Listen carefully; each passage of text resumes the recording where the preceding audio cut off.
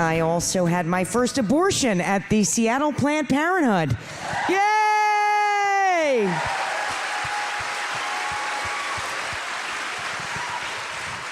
Notice I said first. And I don't want Seattle, I don't want you guys to feel insecure. It was my best one. That's actress Martha Plimpton, star of such 80s films as The Goonies and Parenthood, chuckling alongside abortion doctor Willie Parker over killing one of her children. The video may seem shocking, but it's becoming more commonplace. Abortion, I salute you! Women, if you need an abortion, get one! If you want an abortion, get one!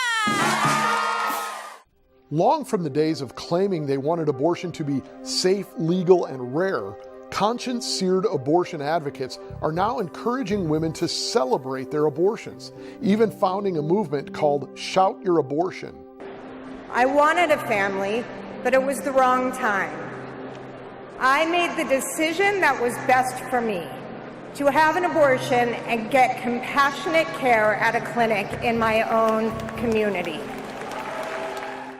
Yet it's striking that even in videos purportedly celebrating abortion, how much agony is evident. I like that this movement is happening because it's really hard for some people to talk about. I heard about the Shout Your Abortion campaign through my friend at work, and I thought it was really powerful because, for me especially, I don't love talking about what was the worst day of my life. Even though I'm an adoptee, and one would think I might be anti-abortion, but I'm not. I'm. And I didn't look back. I think most women have an innate sense that abortion is wrong. That's what most women tell me. But it's never strong enough to break the lies that they're being told. And it's comforting once you determine that a baby is not the best time for it, to believe the lie. We need to focus on the fact that abortion harms women. In fact, the data shows that up to 27% of women say that they have suicidal thoughts following abortion. It can go as high as 50% when you're talking about teenage girls. In fact, 1 out of every 10 women who has an abortion has an immediate complication. And 1 out of every 5 can be potentially life-threatening. So this myth that's around abortion as being just kind of a no big deal, everyday kind of procedure really is a lie for women. The other side doesn't want to talk about this because it reveals the fact that abortion is not just like going and having your tonsils taken out. There's even an effort afoot to propagandize children in favor of abortion, desensitizing them to the humanity of the unborn baby. And then they just suck the pregnancy out. And it was like a crappy dentist appointment or something. It was just like, this is like a body thing that's kind of uncomfortable. But then it was over, and I felt really just grateful that I wasn't pregnant anymore.